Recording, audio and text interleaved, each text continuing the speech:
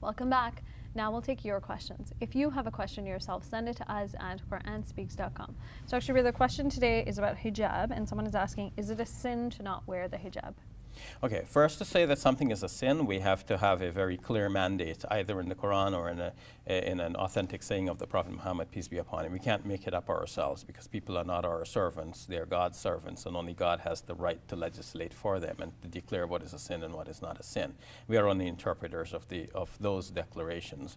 So we go to the Quran for this, and in the Quran, in Surah 24, verse number 31, it says, "Tell the believing women to draw their head coverings over their bosom, so that they will not display their beauty, except for some specified individuals, where in the case of the husbands, obviously all of their bodies can be shown, and in case of some close relatives, a more relaxed sort of home dress would be appropriate, as opposed to when one is going out of doors. As to when one is going out of doors, Surah 33, verse number 59, seems more to the point, saying, "Tell the believing women to draw a part of their jilbabs." Here's an Arabic word, jilbab, meaning like a large outer cloak, to bring part of that jilbab over themselves so that they will be recognized and not molested. Now, putting these two statements together, one still comes down to a situation in which the statements in the Quran are a little bit vague. To begin with, the word hijab nowadays is used for the woman's head cover, but in the Quran, the term used for the head cover is khimar, a different term. But we shouldn't get caught up so much on the term. The meaning is what is important. What was being said here?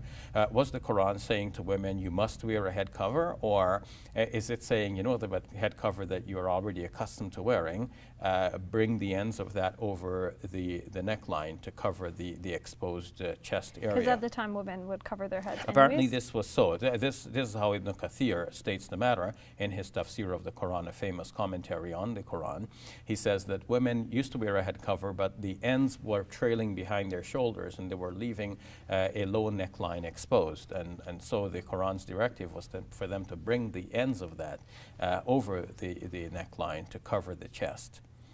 So, long story short, is it considered a sin, or? Well, in Islam, there are many different grades of things. There's something that's haram, which is absolutely a sin. Then there are things which are close to haram, and they might be said to be makruh or objectionable.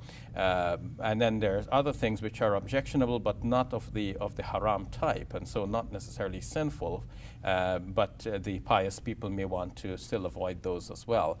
So showing that, obviously covering the head would be a recommended practice, because this is what we've known from Muslim tradition throughout the ages. But I would hesitate to say that there's such a requirement that omitting it would make a person sinful.